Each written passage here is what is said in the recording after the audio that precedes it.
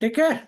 तो इन्हें रिकॉर्डेड में हो गया है अब ये, तो यानी भारतीय साक्ष्य अधिनियम 2023, इसका अधिनियम संख्या 47 है।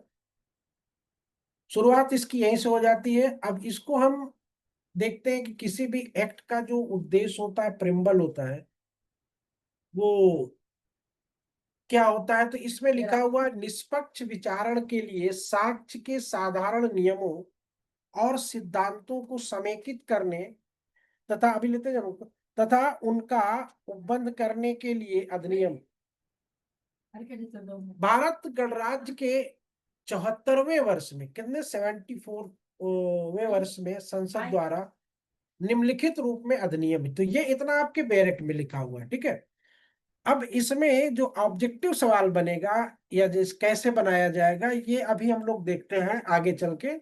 तो ये हमने पढ़ लिया, इस पे एक सवाल आपका बनेगा या दो सवाल बन जाएंगे या तीन सवाल बन जाएंगे। तो कैसे बनेंगे इतने में?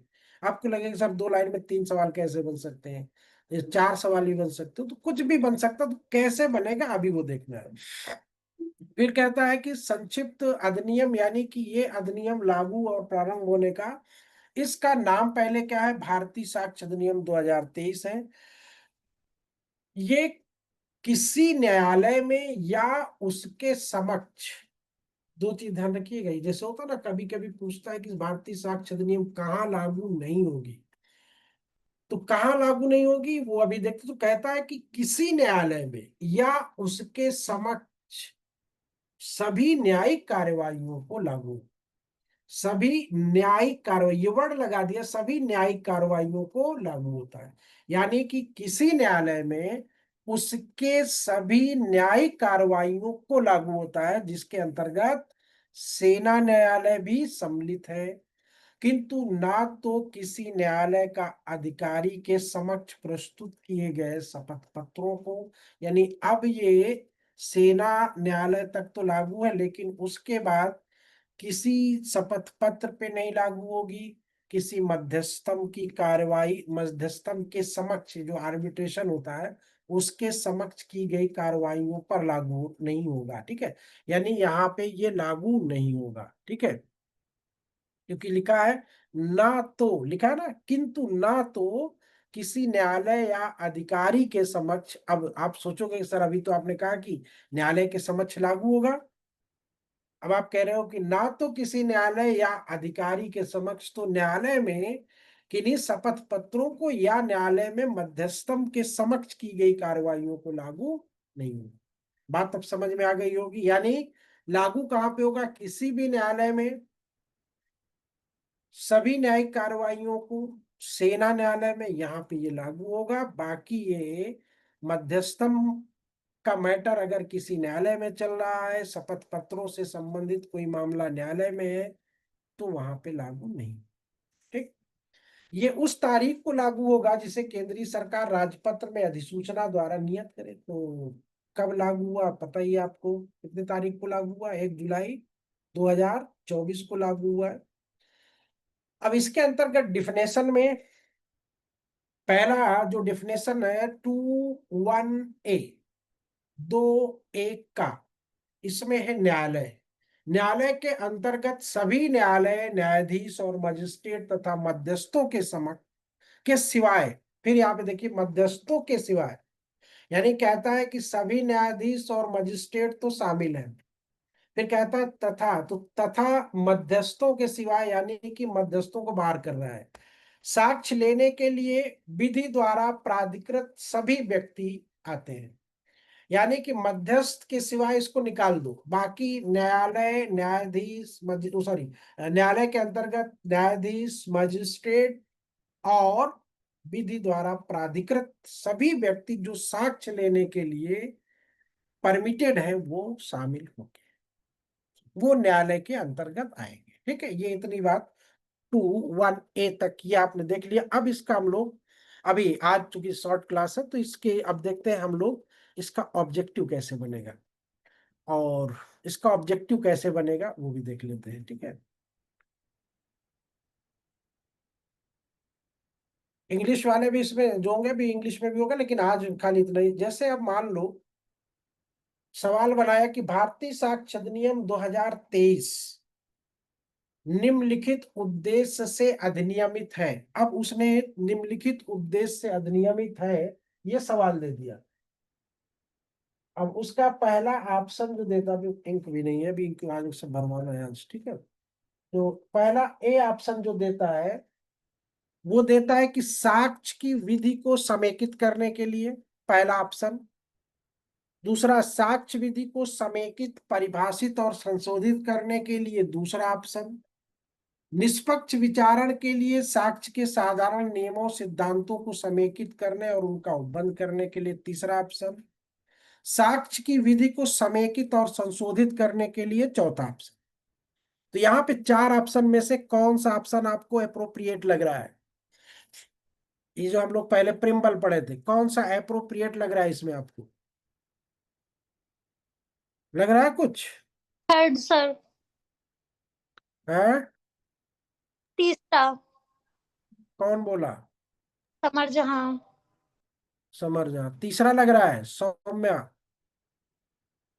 सर फर्स्ट वाला और थर्ड वाला। फर्स्ट वाला और थर्ड वाला?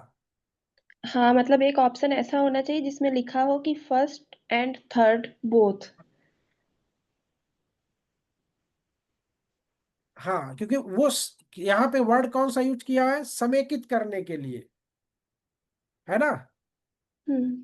सिद्धांतों को समेकित करने के लिए। अब यहाँ पे ना तो संशोधित करना है ना तो परिभाषित करना है, तो जहां पे संशोधित और परिभाषित शब्द लिखे हुए हैं उनको सबको काट दो। तो दूसरे ऑप्शन में परिभाषित लिखा है, संशोधित लिखा है। डी ऑप्शन में समेकित और संशोधित लिखा हुआ है। लेकिन अब यहाँ पे आया कि एप्रोप्रिएट आंसर, तो अगर एप्रोप्रिएट देखोगे, यानी कि अगर वो ऑप्शन नहीं देता है जो आप कह रहे हो दो ऑप्शन होना चाहिए, तो कौन सा होगा? तो भी सी होगा, क्योंकि सी जो है एग्जैक्ट पूरा वही उतार के दे रहा है ऑप्शन। ठीक, तो फिर वही ऑप्शन होगा। फिर दूसरा सवाल देखिए, किसके समक्ष कार्रवाइयों पर लागू नहीं होता है? न्यायाधीश के समक्ष, मजिस्ट्रेट के समक्ष, ऐसे व्यक्तियों को जिन्हें विधि साक्ष्य लेने के लिए अधिकृत किया गया है, मध्यस्थम के समक्ष। इसमें किसके समक्ष लागू नहीं होता है? सर फोर्थ मध्यस्थम, आर्बिट्रेटर। आर्बिट्रेटर, ठीक है। फिर साक्ष्य विधि केवल सिविल मैटर पे लागू होगी, आपराधिक मामलों पे लागू होगी, या केवल आपराधिक पे होगी, या सिविल और आपराधिक दोनों पर होगी, या इनमें से कोई नहीं होगी? सिविल और आपराधिक दोनों सर मामले। थर्ड, दोनों। थर्ड। सिविल और आपराधिक दोनों मामलों में लागू होगी, ठीक है। अब जो पहला 2(1)A हम लोग देखे थे, न्यायालय के अंतर्गत कौन नहीं आएगा? सभी न्यायाधीश, सभी मजिस्ट्रेट, सभी मध्यस्थ, या साक्ष्य लेने की वैध रूप से प्राधिकृत सभी व्यक्ति, इसमें कौन नहीं आएगा? सभी सर थर्ड, मध्यस्थ सभी नहीं। मध्यस्थ। मध्यस्थ इसमें नहीं आएगा, ठीक है। तो इस तरह से करके ये लोग सवाल बनाते हैं, ठीक है। अब साक्ष्य की विधि कैसी है? भूतलक्षी प्रभाव रखती है, या व्यक्ति के मूल अधिकारों को प्रभावित करती है, या सदैव भविष्यलक्षी प्रभाव रखती है, या प्रक्रियात्मक विधि नहीं है? कैसा इसका आंसर होगा? सर भूतलक्षी प्रभाव रखती है। बहुत अच्छी पर भूतलक्षी रखती है, भविष्यलक्षी नहीं रखती? सर दोनों। सर उसमें सदैव सदैव वर्ड लगा। भूतलक्षी प्रभाव रखती है, ठीक है। कैसा प्रभाव रखती है? भूतलक्षी। अभी वन लाइनर में भी आएंगे। ऑब्जेक्टिव कैसे बनते हैं दिखाना था आपको। फिर उसके बाद ये आपका भारतीय साक्ष्य अधिनियम जो है कब लागू कब हुआ? 1 जुलाई 1 जुलाई 2024। 2024 में, ठीक। कितने अध्याय हैं इसमें और कितनी धाराएं हैं? 12 अध्याय है, 170 धाराएं हैं। और भाग कितने हैं? 4। भाग 4 है। 4 भागों में से कोई नया भाग जोड़ा गया है? जी सर, चौथा सर कौन सा? निरसन वाला पार्ट। हाँ, चौथा। निरसन वाला। सर रिपील और सेविंग्स वाला। ये नया भाग जुड़ा ना, इसके पहले 3 भाग में हुआ करती थी, ठीक है। अब इतनी चीज याद है नहीं, कहीं से देख के नहीं जवाब देना है, आप सुनिए और फिर रिस्पांस करिए, अभी कहीं नकल मत करिएगा, देखिएगा मत कहीं, ठीक है।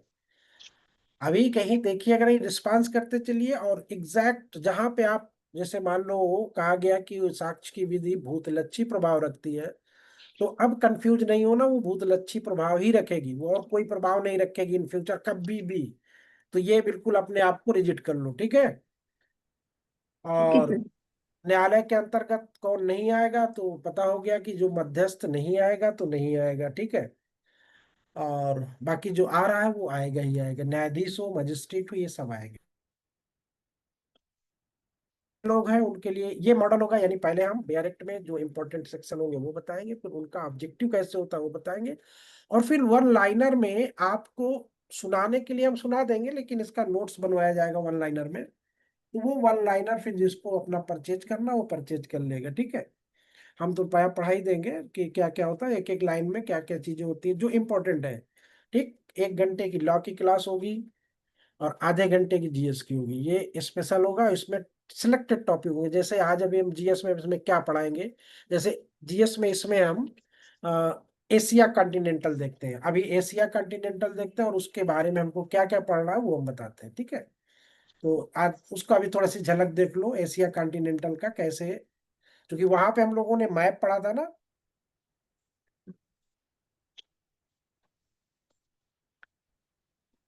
वहां पे हम लोगों ने मैप पढ़ा था ना। जी सर।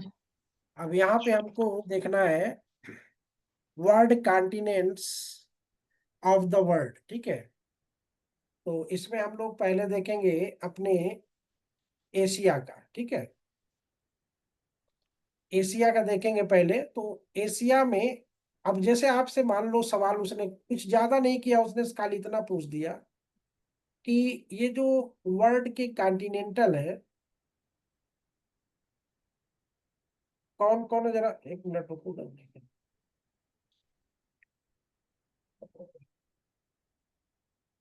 कितने लोग हो?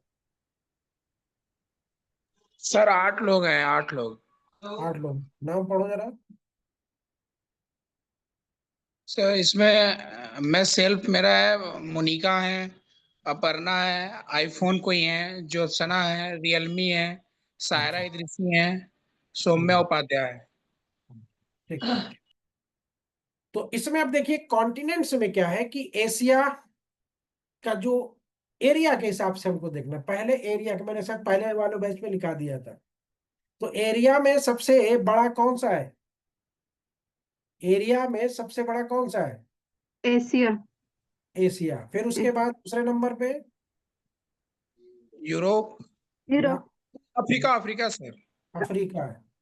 तीसरे पे यूरोप। ना, तो इसको क्रम में मैंने पहले लिखाया था ना, आप लोग को भूल गए क्या, जो लोग थे इससे पुराने, भूल गए? हम्म।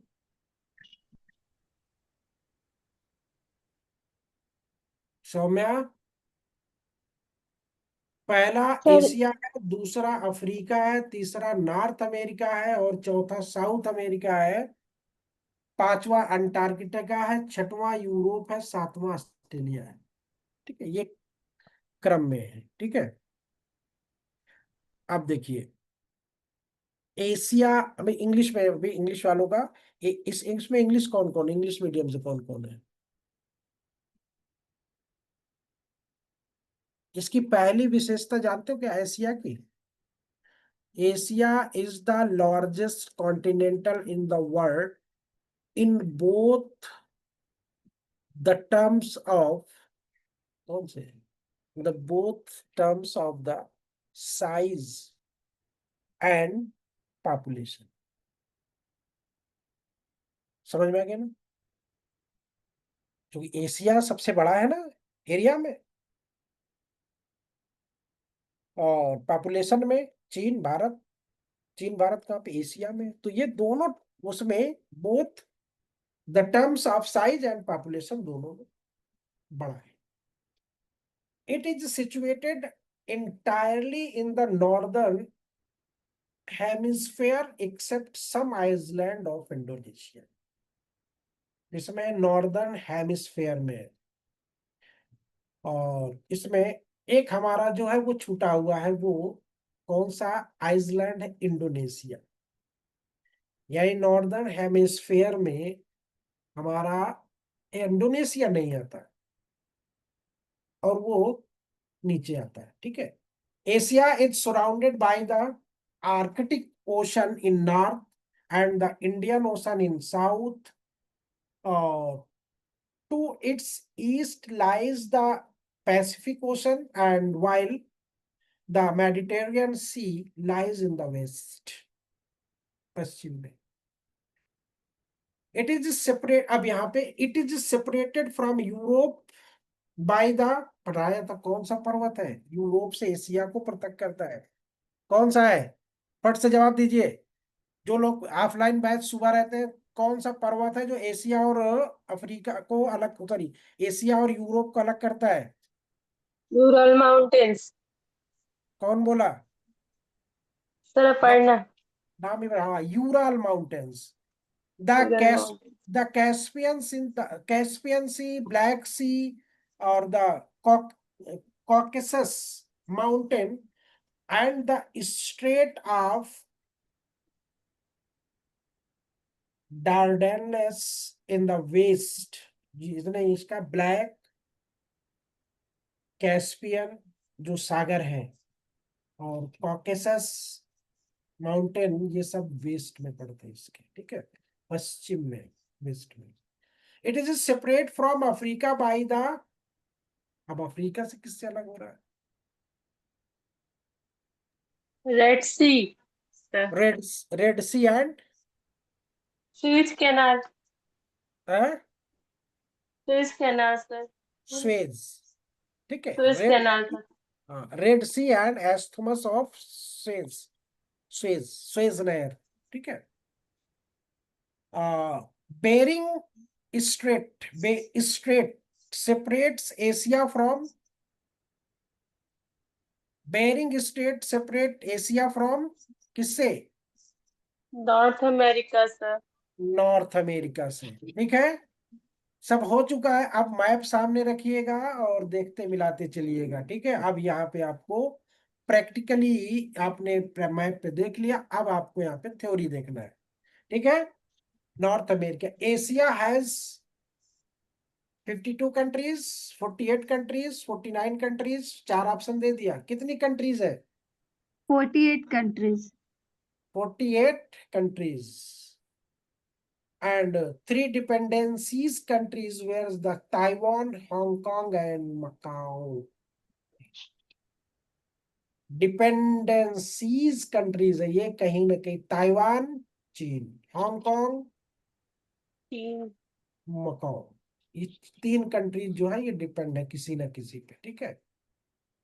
फिर उसके बाद इसका 3 major latitudinal lines, 3, equator, Tropic of Cancer and the Arctic Circle pass through the Asian continentals, ठीक है। तो इक्वेटर तो अपना जाता ही जाता है, ट्रॉपिक ऑफ कैंसर भी जाता है। अच्छा ये बताओ, ट्रॉपिक ऑफ कैंसर पे, मान लो इसमें वर्ल्ड हिस्ट्री तो ज्योग्राफी नहीं है, लेकिन एक सवाल हमको बता दो।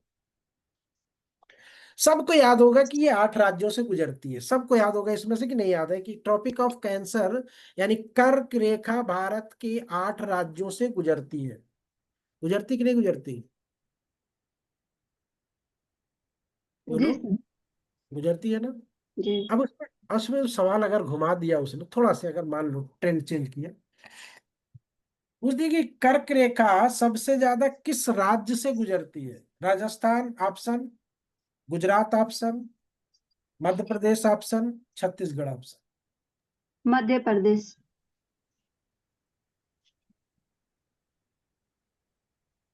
पक्का? जी सर। ठीक है, एमपी से सबसे ज्यादा गुजरती, एमपी में सबसे ज्यादा गुजरती, ठीक है।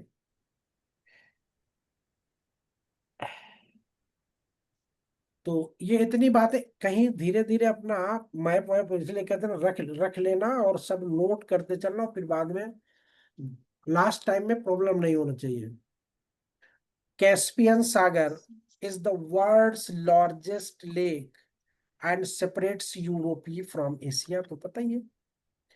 वर्ल्ड लार्जेस्ट झील है ये कैस्पियन सागर। दस्त Kabir is the world largest salt desert situated in northern Iran. कौन सा? दस्त कबीर, ठीक है, is the world largest salt desert।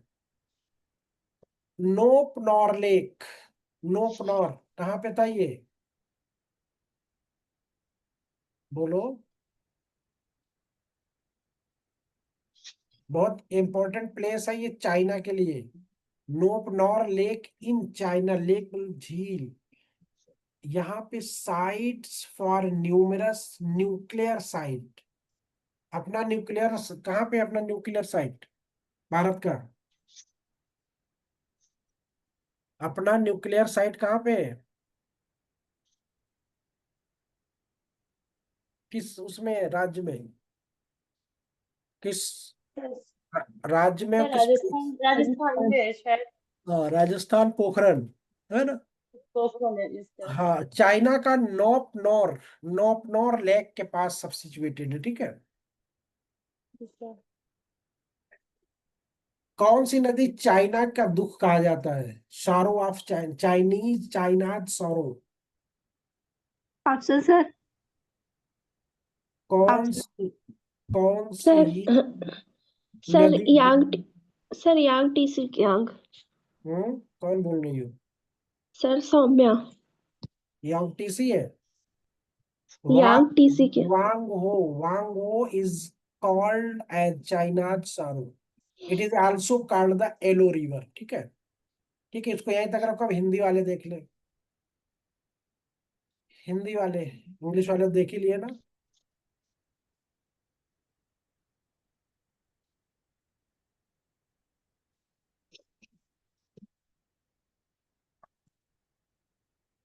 Asia विश्व का सबसे बड़ा महाद्वीप है, जो अब यहाँ पे एक चीज और नहीं मिल जा रही है। जो पृथ्वी के स्थलीय क्षेत्र का कितना परसेंट है? 30% है। 30%, यानी जो पृथ्वी का पूरा पार्ट लेके रखा है ये 30%। लेकिन पॉपुलेशन सबसे ज्यादा है, लेकिन पृथ्वी कम है बेचारे के पास। लाल सागर और स्वेज नहर एशिया को अफ्रीका से अलग करता है। बेरिंग जल संधि उत्तरी अमेरिका से अलग करता है। Mongolia, Nepal, Bhutan, Turkmenistan, Uzbekistan, Kyrgyzstan, Tajikistan, Kazakhstan, Laos आदि देश इस स्थल रुद्ध यानी लैंड लॉक्ड कंट्रीज हैं, यानी इनकी सीमाएं समुद्र को नहीं छूती। कौन कौन से हैं एशिया के देश? नेपाल, भूटान, कि ये जितने भी तान, सारे तान जोड़ लो, उसमें मंगोलिया जोड़ लो और लाओस जोड़ लो, ठीक है। ये राजधानी याद हो गई। ताजिकिस्तान की राजधानी क्या है सौम्या? सर दशानवे। और ये दुशांबे ताजिकिस्तान की। और हाँ उज्बेकिस्तान? उज्बेकिस्तान की सर वो ताशकंद। ताशकंद। फरमान खान, ज्योत्सना, मोनिका।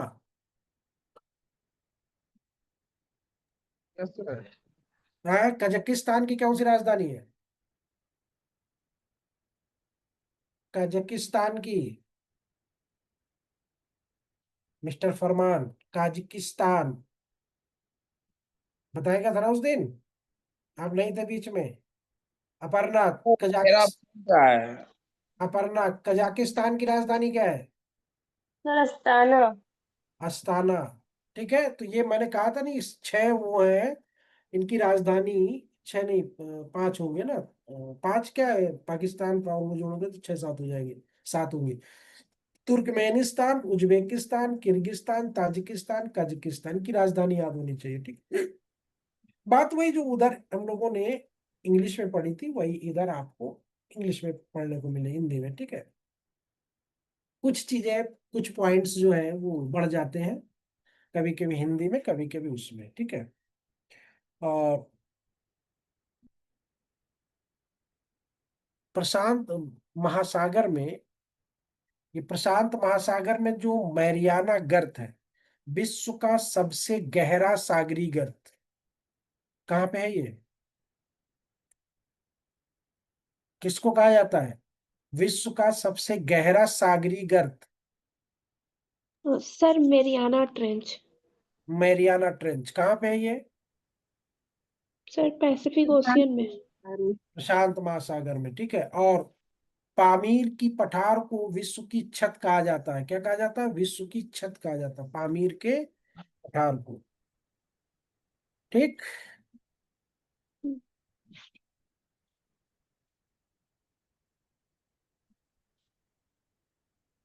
सबसे गहरी झील कौन सी है विश्व की?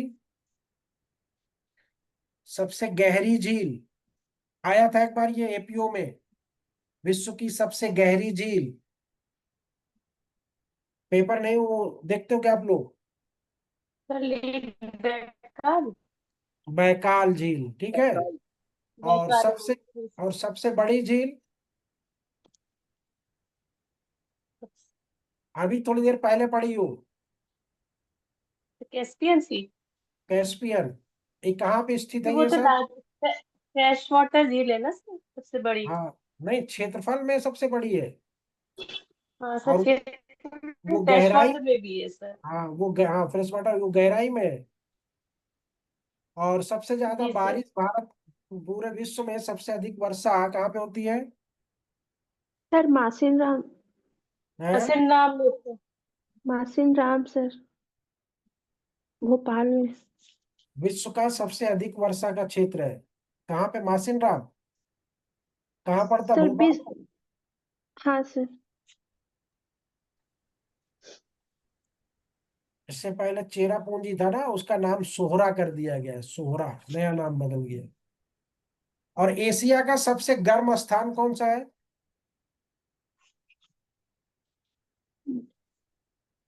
हाँ बोलो, आ रहा है कौन बोलने वाला था? जैकोबाबाद पाकिस्तान। और सबसे ठंडा? जकोबाबाद। हाँ, सबसे ठंडा कौन सा है? वर, बोलो बोलो, अब वर, दिखाया गया था मैप पे, मैप पे दिखाया गया था। बर याद आ रहा है? बरखोयास। हाँ, बर्खोयांस कहाँ पे है ये? साइबेरिया में है, ठीक है। साइबेरिया। हाँ, और यहाँ पे टेम्परेचर जो गर्म और जैकोबाबाद 57 डिग्री सेल्सियस रहता है, और यहाँ -69 डिग्री सेल्सियस रहता है। पृथ्वी का शीत ध्रुव कहा जाता है इसको, ठीक है। किसको? बर्खोयांस को पृथ्वी का शीत ध्रुव भी कहा जाता है। रबड़ उत्पादन सबसे ज्यादा एशिया में कहाँ पे होता है? रबड़ उत्पादन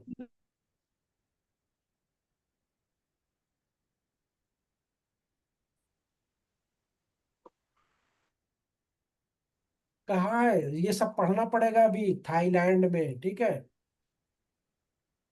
थाईलैंड एशिया में तो है। और विश्व की सबसे ऊंची रेलवे लाइन?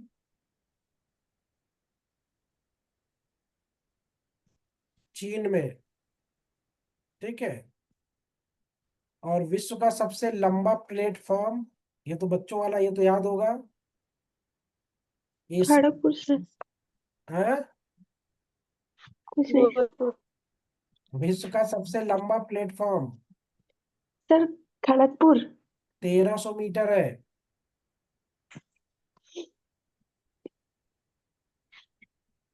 1300 मीटर का मतलब समझ रहे? करीब 1.5 किलोमीटर। गोरखपुर उत्तर प्रदेश सर है। गोरखपुर में है सर। और सबसे लंबा रेलवे मार्ग कौन सा है? बताया गया था आपको, सबसे लंबा रेलवे मार्ग।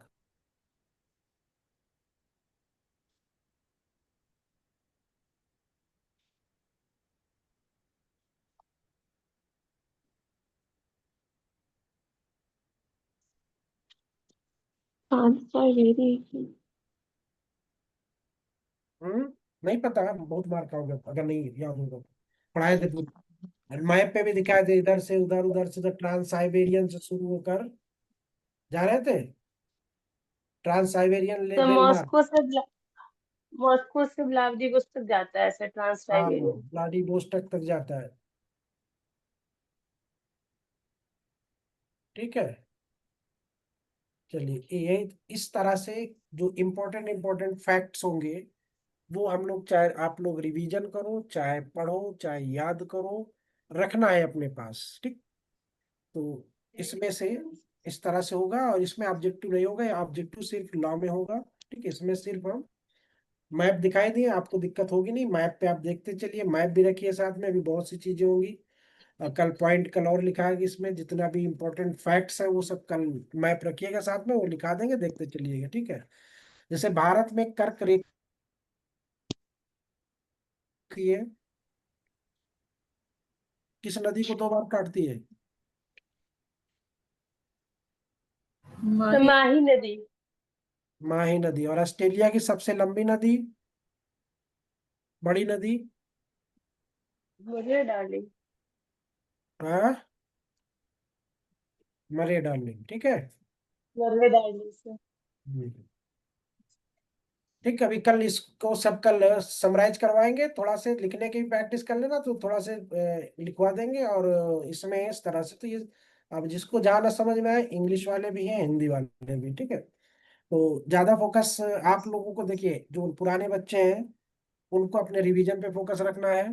ठीक, जो नए बच्चे हैं उन पे हमारा पूरा फोकस होगा, क्योंकि उनका शॉर्ट कोर्स है, तो उनको समझाना, उनको आगे लेके चलना हमारी जिम्मेदारी है। ठीक है, आप लोग तो ऑलरेडी आगे हो ही चुके हो, तो आप लोग सिर्फ शांति के साथ अपना रिवीजन देखना कि मुझे ये बात आ रही कि नहीं आ रही, आ रही तो अच्छी बात है, नहीं आ रही है तो उसको नोट डाउन करके अपना आगे बढ़ो। ठीक है, तो ये 2 महीने का पूरा कोर्स होगा, इसमें लॉ और जीएस होगा। लॉ 1 घंटे 1 घंटे में 2 महीने में तीनों सब्जेक्ट हमको पूरे, चारों सब्जेक्ट हमको पूरे करने, तब समझ लो कितना इसमें इंपॉर्टेंट इंपॉर्टेंट सेक्शन होंगे। ठीक है, तो सिलेक्टेड जो दिया गया था, जितने सेलेक्ट करवाए थे पहले, वही सिलेक्टेड सेक्शन होंगे इसमें। ठीक, सर टाइमिंग क्या होगा? 5:30 ही? टाइमिंग यही रहेगी। ठीक है। ठीक है सर।